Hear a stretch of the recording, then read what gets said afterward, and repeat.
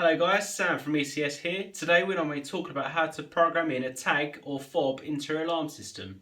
To program a fob into the system, what we first need to make sure is that it's in the current day mode, which is no fault lights and just say an ECS system of the time. What we can do is just present a fob, which will resemble this, into where it says ECS on the right hand side.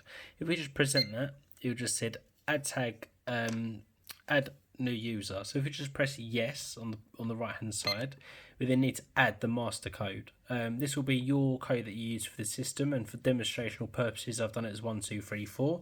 So if I just press in 1 2 3 and 4, we just see that it's going to be a user, which is absolutely fine. You can then set all areas. So for example, this will be generally the full set, the night set, and then a perimeter set, which is fine.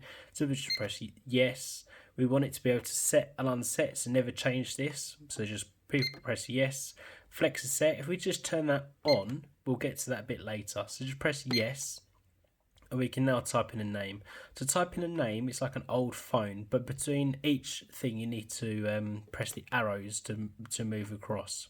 So for example, if we want to type in test, we'll just do 8, move across using the arrow, 3 twice, and it will try to guess what you're trying to type in, and then go across once more, and then press 8 again. We've now got test.